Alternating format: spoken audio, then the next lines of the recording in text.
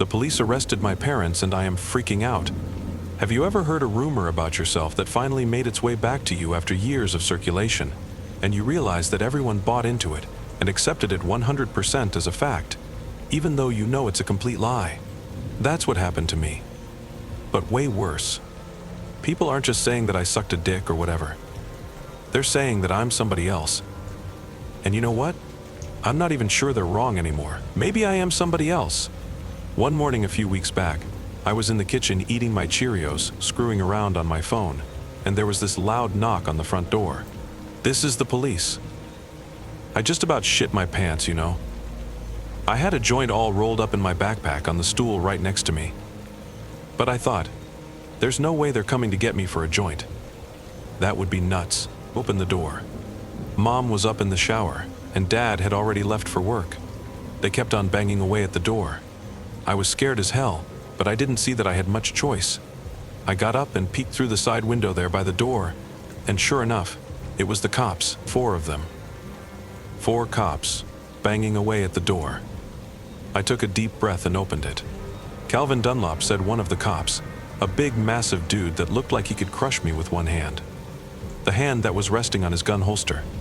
Step outside, you're okay now. Is Lois Brown inside? Mom's up taking a shower. And I'm not Kevin Dunlap, I'm Nick Brown. Lois is my mom. This threw the big guy for a loop. He turned and looked at his buddies. Then a lady cop spoke up. She looked nice.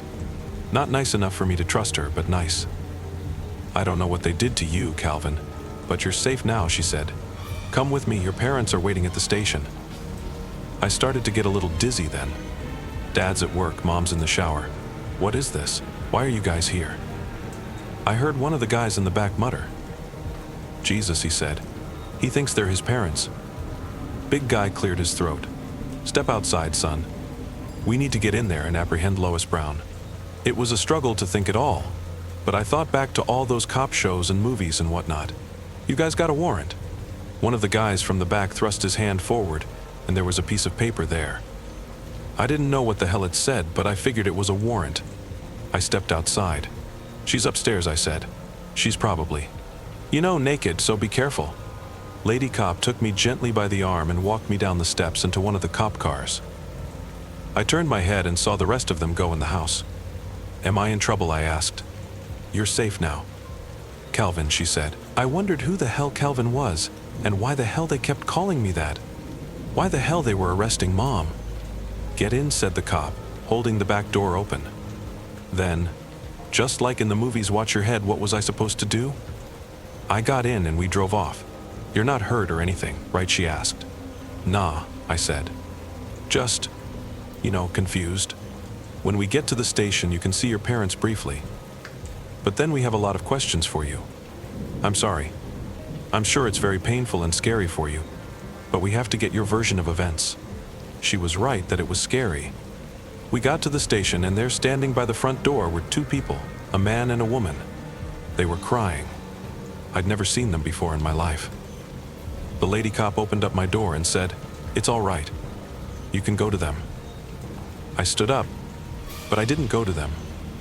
They came running over to me, and both of them wrapped me in this wicked bear hug. Calvin, they kept saying over and over again, sobbing.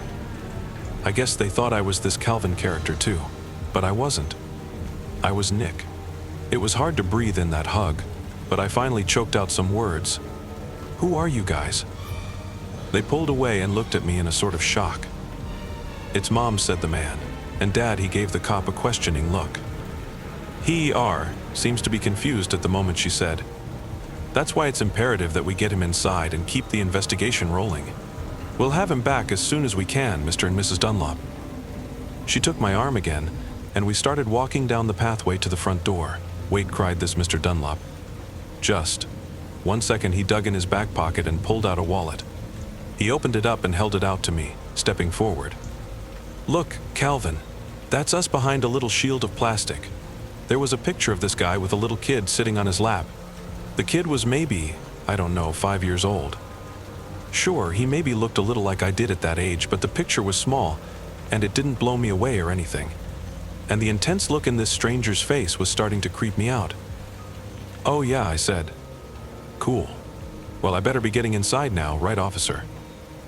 We were in that room for hours. It was hell. I cried.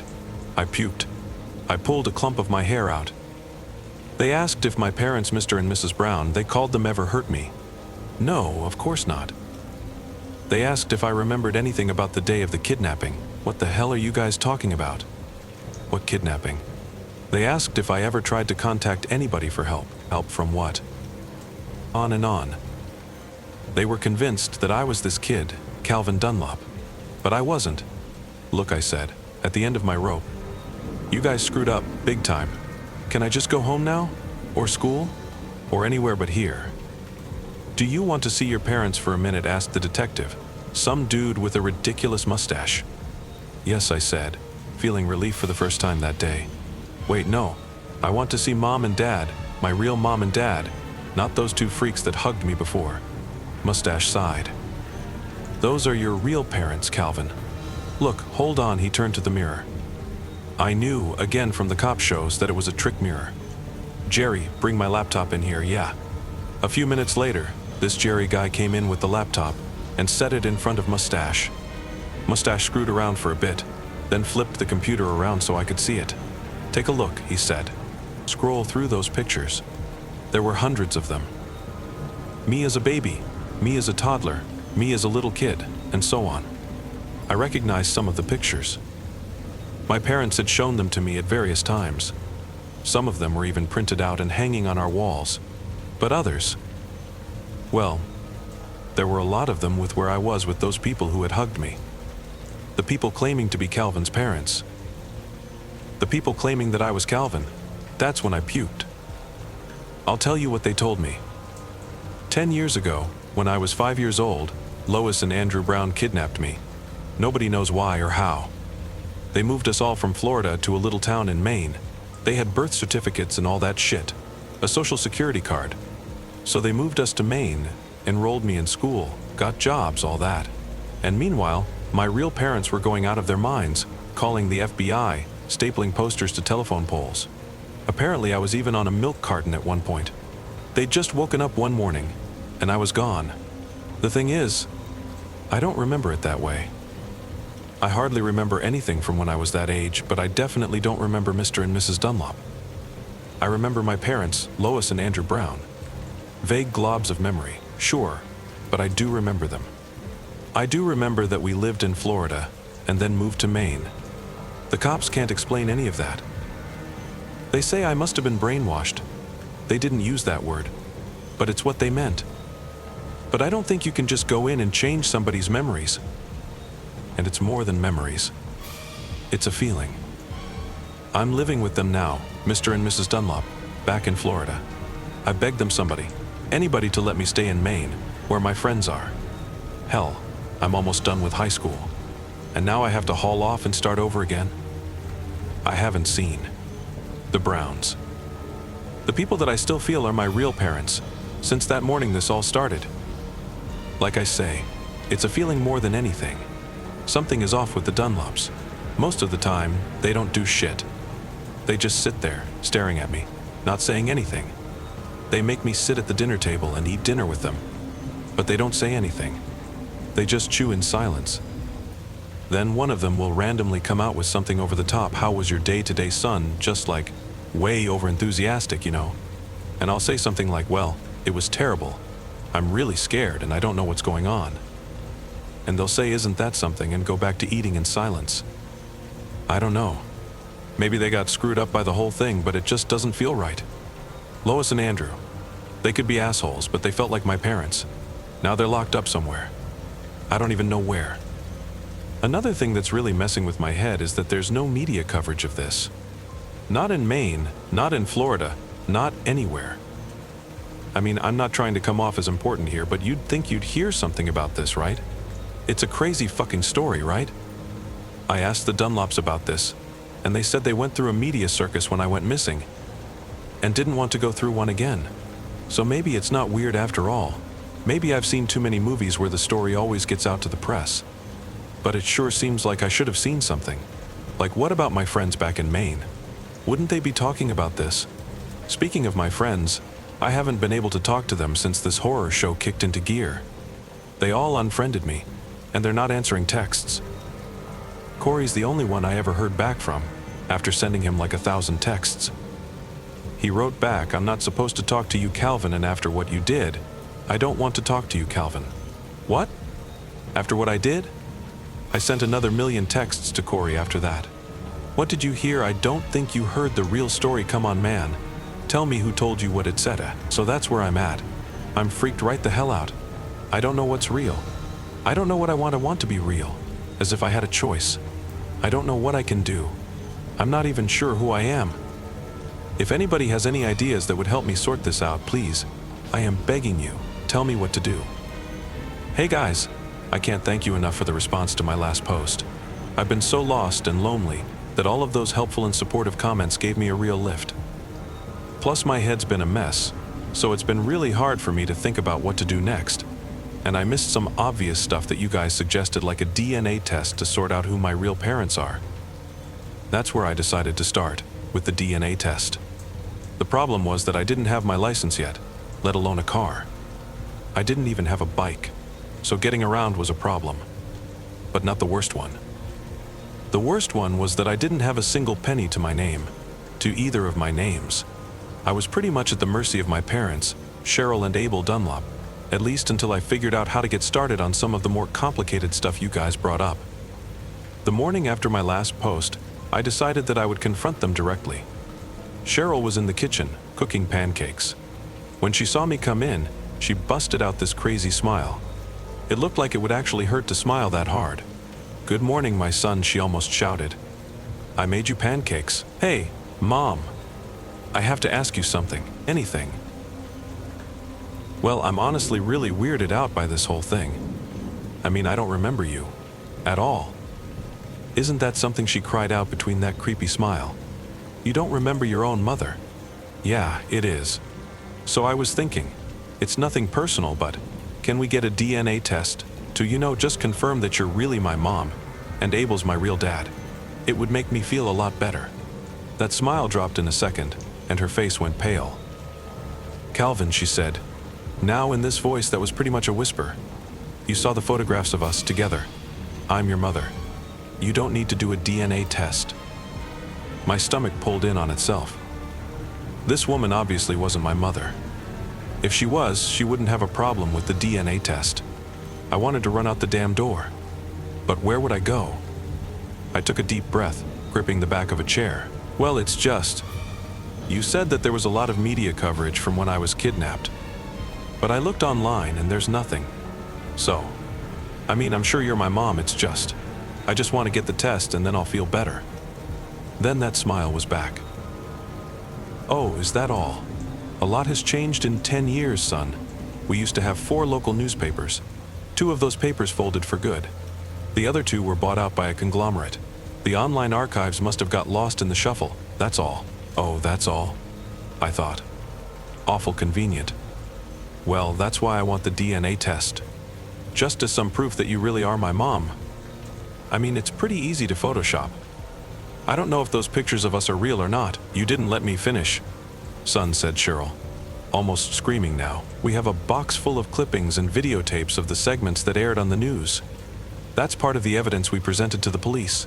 You don't think they'd just let us take you without solid evidence that we're your parents, do you?" "Oh," I said, relaxing just the tiniest bit. "Can I see it?" "Of course," said Cheryl. "Will you eat first, before the pancakes get cold?" "Nah," I said. Not really hungry. Can I just look at the articles and stuff?"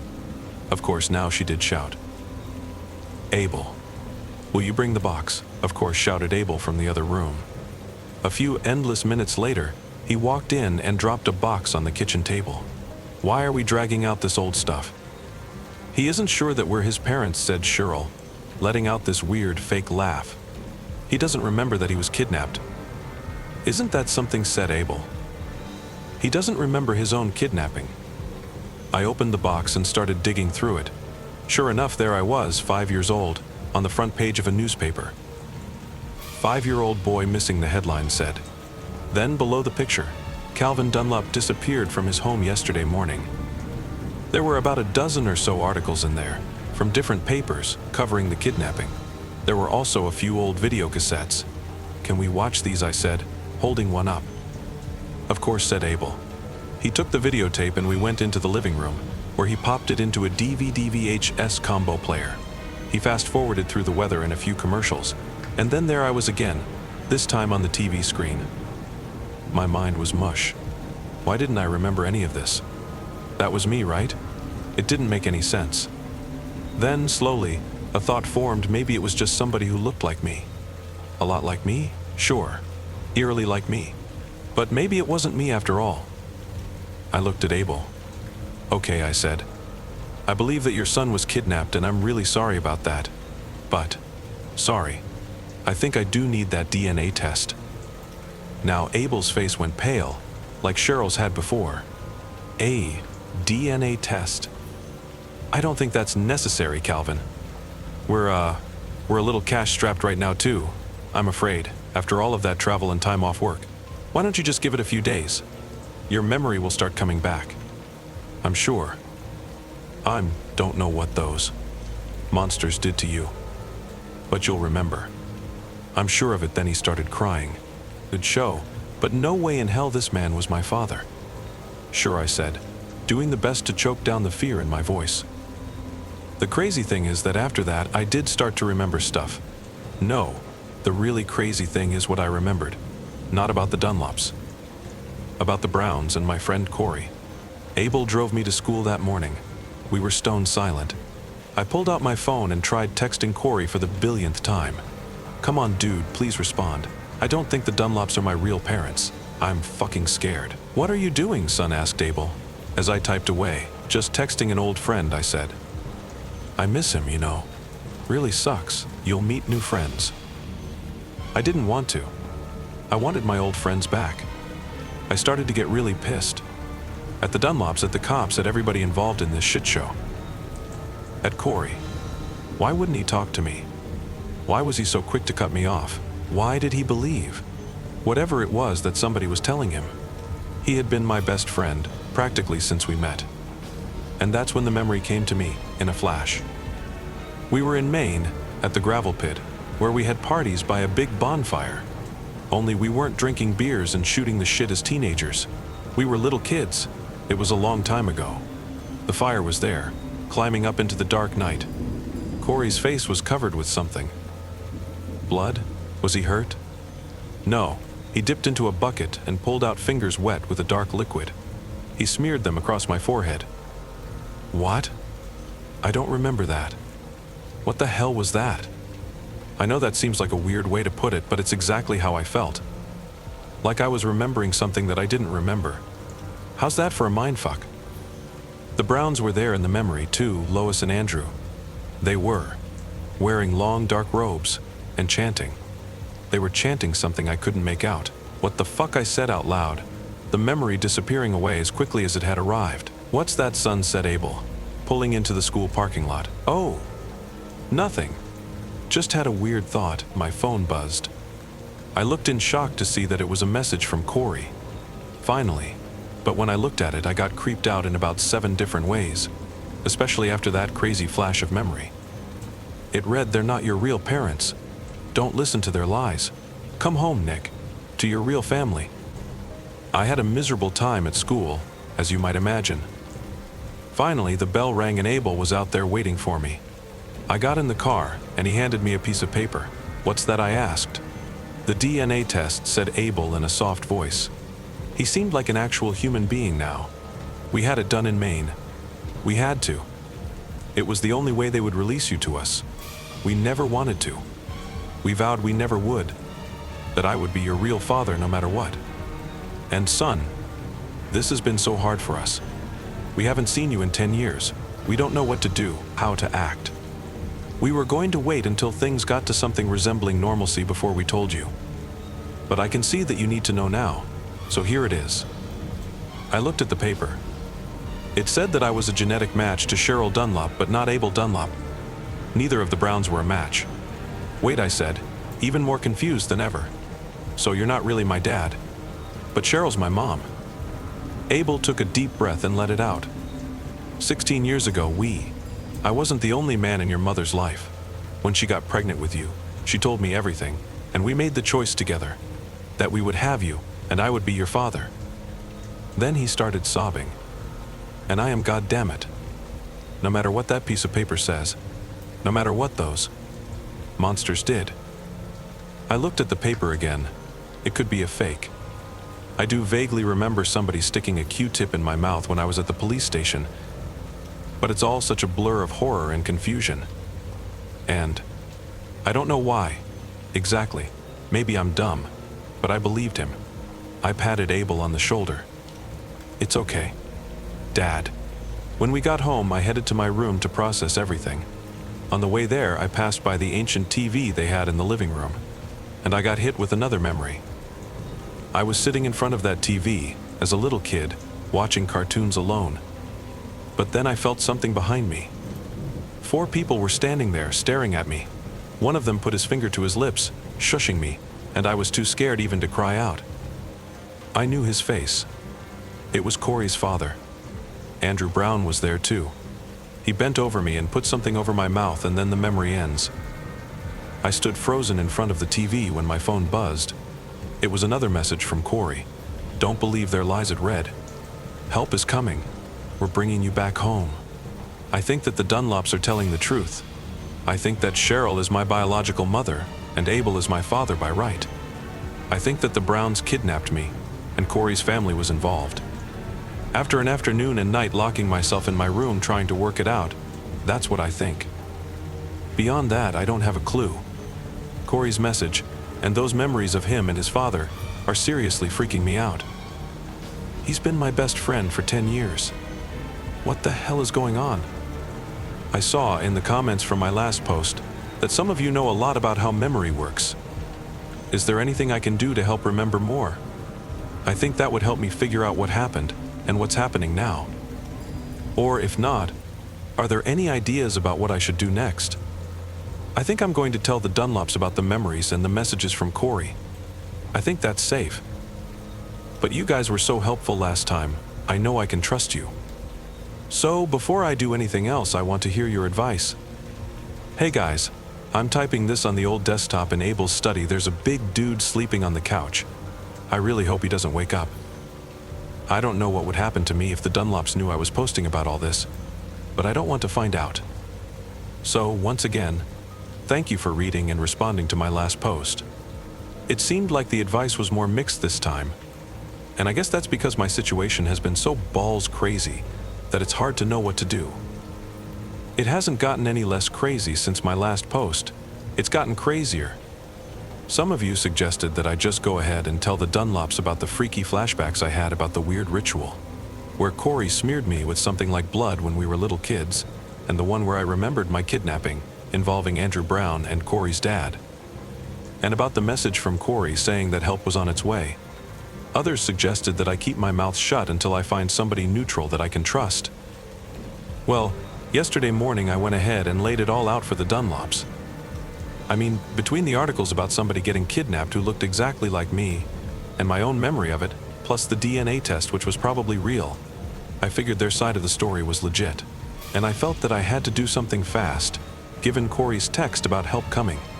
When I was done telling them about it all, I half expected them to say, well, isn't that something, and then cook me up some pancakes or whatever. But they didn't.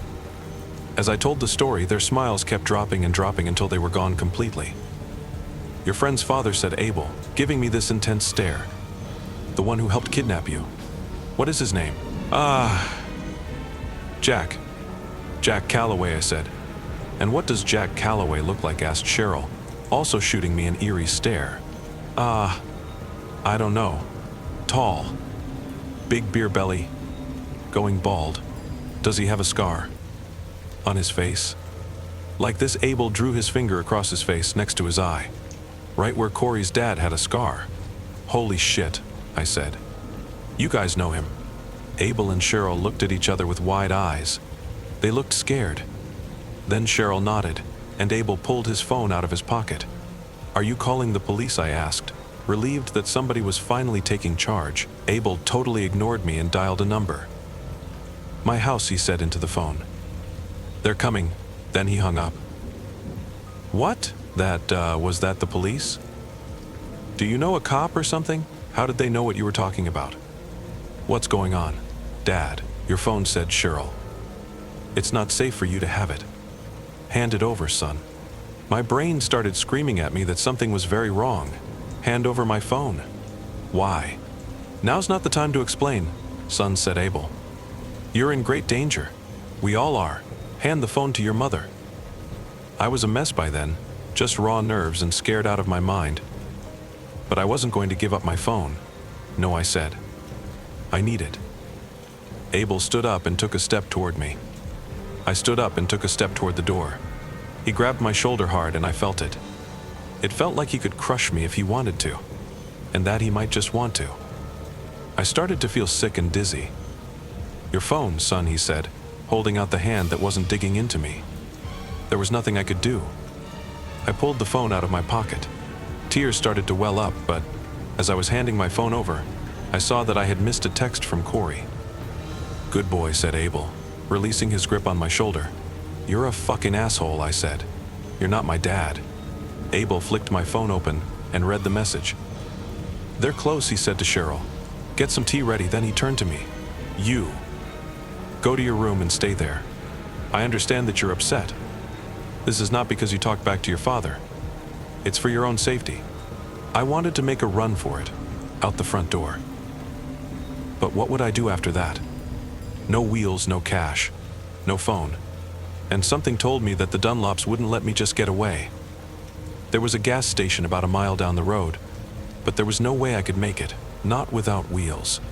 I tried to think where they kept the keys to their cars. I had no idea.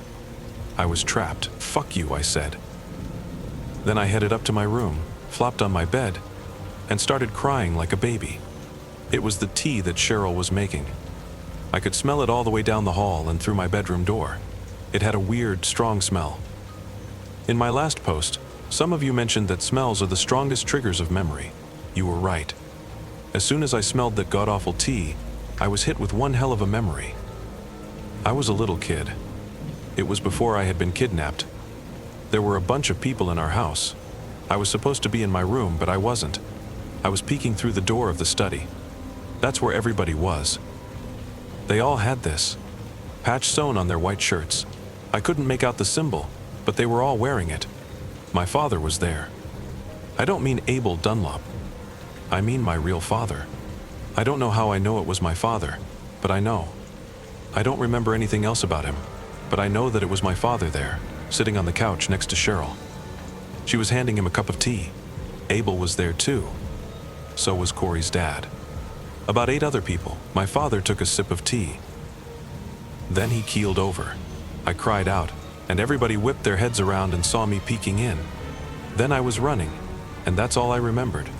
Back in the nightmare present, I heard people starting to come into the house. I was staring up at the ceiling, trying to shake off the shock of the memory. I couldn't quite put it together. My real father. They did something to him. Something was in that tea, and Cheryl, my mother, I was now sure made him drink it. And those patches, it seemed like some kind of secret society or cult or something crazy like that. My father had been a part of it, and my mother and Abel and Corey's dad. It was too much. It was too much. It was already too much even before that. It was more than too much now. The window, I thought. Climb out the window and just run like hell. I got out of bed and looked out the window. I could see the front door from there. 2 dudes were standing on either side of it with big guns resting against their shoulders. Cars were pulling into the driveway. As the people got closer, I recognized some of them, but not all. They all had that patch sewn on their shirts. One woman looked over and saw me. A huge, terrible smile spread out across her face, and she waved at me. She had been there, in my memory. I slammed the curtains closed and curled up in a ball on my bed. Finally, I got up and put my ear to the door, trying to hear what was going on. I was way too scared to actually open the door. I couldn't hear much, just people talking, and I couldn't make out what they were saying. I went back to bed and just stayed there, all night, trying to piece it together. The Browns, now in jail, kidnapped me with Corey's dad's help. They were part of that crew in Maine, that seemed to be a cult or something, wearing long robes and smearing me with shit and chanting. But before I was kidnapped, there was another weird crew. These guys maybe killed my real dad, and the Dunlops were obviously deep in it. Corey's dad was a part of that crew too. These guys wore patches with some kind of symbol sewn on a white shirt. Now the robes were apparently coming down to try to get me from the patches. At least that was my best guess. Why were they fighting over me? And who were they really? I didn't know.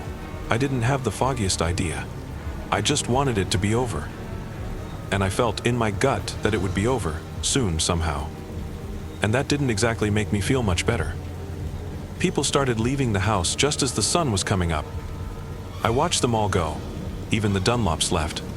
But there were still a few cars in the driveway, and when I looked over, sure enough, there were still 2 people standing by the front door with rifles. Different people, like they'd changed shifts or whatever. I was exhausted, but also wired up, you know? I finally got up the balls to creep into the Dunlop's bedroom and look for my phone. I couldn't find it. I thought about looking around some more, to see what I could dig up. But then I remembered that there was a computer in the study.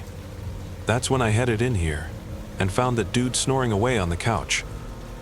The first thing I did was find the local police website and send off an email. I haven't heard back yet though, so I don't even know if anybody got it, let alone if they believe it, or if help's coming. Then I started writing this update while I wait for a response. I don't know if there's much you guys can do for me at this point, but maybe you have some ideas? I don't know when or even if I can log back on to check your comments. But I'm pretty desperate at this point, so I thought I'd give it a shot. I think that something terrible is about to happen. Oh shit. I just heard a car pull in the driveway, and I hear people talking outside. I gotta go, guys. I want to thank you guys for being there with me during this nightmare. For most of it, you were all I had. The only ones I could trust. I really should be lying low right now, but I wanted to make this last post because I know a lot of you have been wondering what the hell was going and have been worried about me. I had to cut off my last post because I heard someone coming into the Dunlop house. I didn't want to get caught at the computer, so I ran back to my bedroom. I locked the door, hopped in bed, and pulled the covers over my head. I heard footsteps getting closer, and then they were right outside my door. Somebody knocked. Calvin Dunlop? This is the police. Are you in there? We got your email. Thank God. I got up and unlocked the door. As I was opening it, I wondered why there wasn't more commotion with the guards at the front door if the cops were here now. But it was too late. He shoved the door the rest of the way open and stepped in. Isn't that something, said the cop, with that same awful smile that all of these guys had plastered on their faces. Calvin Dunlop. In the flesh. Well, I'll be. That's it, I thought. I turned and was getting ready to just smash through the window and make a run for it. There were still armed guards out there by the door, but there was an armed and crazy cop in here with me. At least out there was some open space and I'd have a shot. Not much of a shot, sure, but something. The cop grabbed me by the arm. Then I wasn't going anywhere. Please, I said, too exhausted to sob. Just tell me what this is about before you kill me. We're protecting you, Calvin, said the cop, still smiling. The smile didn't fit with the big meaty hand gripping my arm, and I didn't feel protected from anything, protecting me from what I groaned. I am so honored that Mother and Father have selected me to enlighten you. He shoved me down onto the bed. The bad people have brainwashed you, Calvin. You have forgotten your purpose. You have forgotten that in 17 days, the world is going to burn. You have forgotten that you are the vessel that will carry us to safety. When he said that last bit, he pointed up at the ceiling. The room began to spin as I tried to form a thought. There was something about 17 days. Who are the bad people? And why do they want me, I asked. I figured that was a good place to start. The cop opened his mouth, but the sound of a gunshot coming from outside cut him off. I just about pissed myself, you know. Terror on top of fear on top of horror. A nice shit sandwich if ever there was one. Isn't that something, said the cop.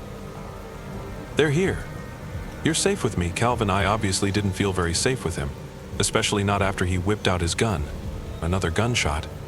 I tried to look out the window, but couldn't see very well from the bed. Then the gunshots really started popping, one after the other, like a war was going on out there. In between the loud bangs, I heard tires screeching and people shouting. God damn it. A month ago, my biggest problem was making sure I didn't wake up my parents while I was in bed jerking off. But then it turned out those weren't my parents at all, and now I was.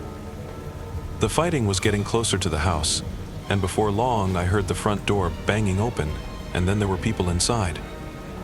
The cop cocked his gun and pointed it at my bedroom door, ready to blast away whoever tried to get in.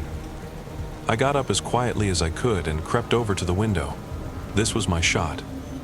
But when I looked out, I saw that there were 4 people there, crouched down, right in front of my window, guarding it. They were wearing dark robes. Fuck. I heard people screaming. I heard people groaning in pain. Sometimes I would hear this really gross and horrifying splattering sound, like something wet was hitting something hard. I heard a ton of gunshots. Then the door to my room was flying open, and the cops started shooting at it. I ducked down and covered my ears. A second later, a body thumped down right next to where I was crouched. It was the cop. He had a freaking arrow sticking up out of his forehead. His dead eyes were staring up at the ceiling. His smile was gone. My ears were ringing like hell, but I heard it. Nick, Calvin. Listen to me. You have to come with us right now. Then I saw an arrow fly from the doorway to the window, shattering it. I looked up, and there was Corey's dad, Jack, standing there with a crossbow in his hand, dressed in one of those dark robes. What is happening? I shouted. Jump out the window, said Jack. You're safe now, if you hurry. Not until you tell me what this is about, I said. Look, these people. They're a cult. The Dunlops. Your mother. I was a part of it too once. The Starlighters, they're called. Calvin, the day you turn 16, they are going to kill you. I would turn 16 in 17 days. Jesus. And who are you guys? We rescue people from cults and give them their lives back, said Jack. I will explain everything later. Right now we have to go. Corey's dad never got a chance to explain anything more than that. I heard the gun go off, felt the splatter of blood, and then he was down, right on top of the cop. I couldn't help it. I puked right on his dead body. Standing there in the doorframe was Abel Dunlop, holding a big gun. He walked slowly over to the window and let off 4 quick shots, killing the robes who were out there. Isn't that something, said Abel. Old Thomas the troublemaker. That's his real name, you know. Not Jack. Thomas. He lied to you, son. Abel reached down a bloody hand to me. I slapped it away. You killed my father, I said, and you're going to kill me. Not at all, son. I am going to protect you. From them. If they get a hold of you. It's too terrible to think. In 17 days. You're going to kill me. Lies, said Abel. In 17 days, we are all going to be free. We are going to the stars. It's the ones left behind who will be in trouble. A second later, Abel's severed head was on the ground, his tongue sticking out of his mouth. A half a second after that, his body hit the ground too. I blinked hard and looked up. What now? My father was standing there. My real father. The one from the memory I had where the Starlighters forced him to drink poisoned tea. He was holding a bloody samurai sword. Dad, let's go, kiddo, he said. He reached out his hand and I took it. He yanked me to my feet. Jump out that window and run, he pulled a gun out from behind his back. I'll cover you, but I think it's pretty clear by now. The gunfire had definitely died down a lot. There's a Jeep backed in by the garage. If I don't make it, just drive, son. Find Corey. He'll tell you everything. I don't know why, exactly, but I 100% trusted this guy that I only had a single memory of. This guy coming to me in the middle of the craziest shit that you can imagine. I got up and jumped out the window. The front yard was covered with dead bodies. Some of them weren't quite dead. I ran by one guy who was stretching his arm out to me. He had a patch sewn to a shirt that used to be white, but was now red. That patch had a bunch of stars on it. I'll see you. In the stars, Calvin, he gasped at me as I ran past. It will really be something. My dad and I made it out of there, in his Jeep. I'm going to summarize what he told me, because I kept losing focus and interrupting him to ask questions. Corey has filled in some of these details too, over the phone. When I was a kid, my parents were nerds. My dad came up with this idea to start the Starlighters Club, where they'd come up with these elaborate scenarios and act them out. Like they were the last defenders of the universe against some evil aliens that were going to come and torch the place. It was just for fun. You know, like LARP. Corey's dad was part of the club. Then Abel Dunlop joined the gang, and things took an intense turn. He got a little too into it, and soon the whole group did, including my mother. She kept dropping character less and less, and then she stopped altogether. She really started believing this shit. Everybody did. Then Abel started talking about the Great Merge. That really just meant killing me when I turned 16. As soon as he heard that, my dad went to the cops. But it turned out that a few of them had heard about the Starlighters and wanted to join. So they weren't any help. My dad called everybody together. He was still their captain. He was going to tell them all to cut it out and find another hobby. But Abel knew that. He had Cheryl spike my dad's tea. Nothing lethal. In fact, the plan was to keep him alive long enough to kill him right alongside me. That would give the whole thing some extra juice, apparently. Corey's dad volunteered to keep my dad in his basement. On the drive over, my dad woke up and dug his fingernails into Jack's or Thomas, I guess, face. That's where the scar came from. But Jack had the needle ready to go and knocked my dad out again. It took a year of living in his basement, but my dad finally convinced Corey's dad that the whole Starlighters thing was batshit insane. I mean, my dad started the thing, so he was good at explaining the mechanics of it. Corey's dad started researching cults online even as he kept my dad in the basement, because he wasn't sure at that point, and came across a couple that had made it out alive from a particularly nasty cult. The Browns, they were calling themselves now. So Corey's dad got together with them, and they decided to start their own thing called New Beginning. The idea was to rescue people from cults whenever that was possible, especially children. Starting with me, they let my dad go, but didn't tell him their plan. They figured that it was too iffy to release me to my dad. After all, he started the thing. So they kidnapped me on their own and brought me to Maine. They had studied the brainwashing techniques that were used on them and were able to convince me that I was really the Browns' son. They declared a new beginning. For me at a bonfire, with a bucket of homebrewed wine, wearing robes as a nod to the Eastern religions that had helped them cope with their own transitions back to normal life.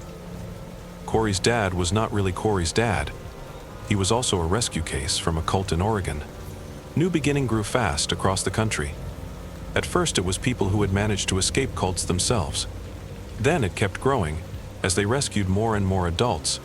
Adults had a choice to join the group or just move on. Kids who were too young to fend for themselves and had no other safe options were adopted and brainwashed into a new family. Meanwhile, the Starlighters were growing too and offshoots were forming. That's how they finally found me. I'm pretty famous in the cult world. I guess there's a place on the dark web where they all get together, and my picture has been circulating for years. Somebody from my town in Maine recognized me. They alerted the Dunlops privately, and meanwhile had their kids spread all of these rumors about me. That I had killed my real father, and that I was sending my adopted parents to jail. That I was crazy and dangerous. And because they were masters of manipulating people, everybody at school started to believe the rumors. Corey did it first too, but before he left for Florida, Corey's dad told Corey everything that I'm telling you now. Corey was supposed to keep totally quiet about it until I was safe, but he couldn't help but send a few texts letting me know that help was on the way. Meanwhile, my dad had been looking for me this whole time. He discovered that dark web group and followed it for years. When he saw that they had found me, he flew straight to Maine. But by the time the dark web group was talking about it in their chat room, it was already over. I was back in Florida with the Dunlops. So he turned right around and headed back to the airport, and that's where he ran into Corey's dad. At first, my dad was ready to kill Corey's dad right there in the airport. After all, the guy had kidnapped me without my dad's knowledge, so my dad kind of had a point. But he decided that rescuing me was more important than vengeance, and he knew he couldn't do it alone. So they teamed up, along with a network of New Beginningers, and organized an attack on the Starlighters. It's nuts, but that's what was going on the whole time. Like I said, it took me hours and hours of going over the same thing again and again before I finally could sort it out. But that's what happened. My dad and New Beginning got together and saved me from the Starlighters. As you can imagine, I'm pretty screwed up after all of this. It's not really over. I don't think it will ever be over. My mother might still be out there. All of the offshoots of the Starlighters are still out there. How many? I don't know. But I know it goes deep, and we have to be careful about our next move. I'm on my way to see Corey right now. I can't say where. After that, we're going to try to get the Browns out of prison.